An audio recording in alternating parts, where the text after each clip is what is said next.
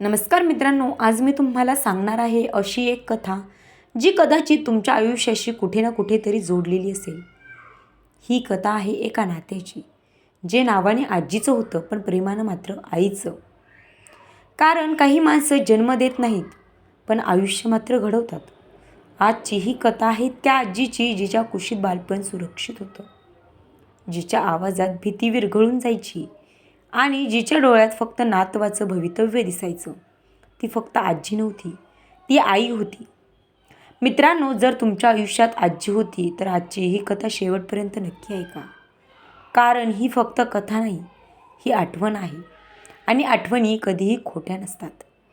त्याआधी मित्रांनो, चॅनलला सबस्क्राईब करा आणि अशाच नवनवीन कथा पाहत राहा. मित्रांनो, ती फक्त आजी नव्हती, आई होती. अशी ही कथा आहे. कारण आई कामावर असताना माझं रडणं थांबवणारी तीच होती. आई थकून झोपलेली असताना माझ्या कपाळावर हात फिरवणारी तीच होती.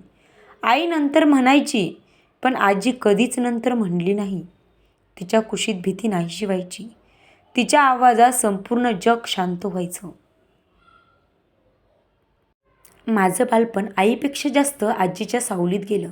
शाळेतून आले की पहिला प्रश्न असायचा, आजी कुठे आहे? तिच्या हातचं जेवण फक्त पोट भरायचं नाही, मनही भरून जायचं. रात्री झोपताना आईची गोष्ट नव्हे, आजीची गोष्ट हवी असायची. आणि त्या गोष्टींमध्ये राजा नव्हता, राणी नव्हती, होतं फक्त सगळं ठीक होईल हे आश्वासन. पण एक दिवस मात्र असा आला, आजी आजारी पडली आणि पहिल्यांदाच माझ्या आयुष्यात घर असूनही घर रिकामं वाटलं. तेव्हा समजलं, ती फक्त आजी नव्हती, ती माझी आईच होती. त्या दिवशी आजी खूप शांत होती. तिच्या हातात माझा हात होता आणि माझ्या डोळ्यात भीती.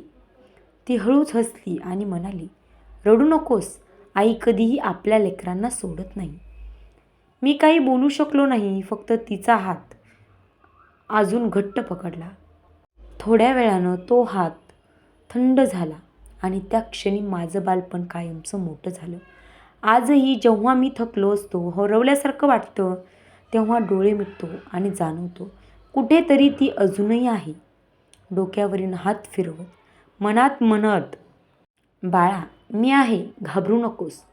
ती फक्त आजी नव्हती, ती आई होती आणि आई कधीच आपल्याला एकटं सोडत नाही. ज्यांच्या आयुष्यात आजी असते त्यांच्या नशिबात आईचं प्रेम दोनदा लिहिलेलं असतं.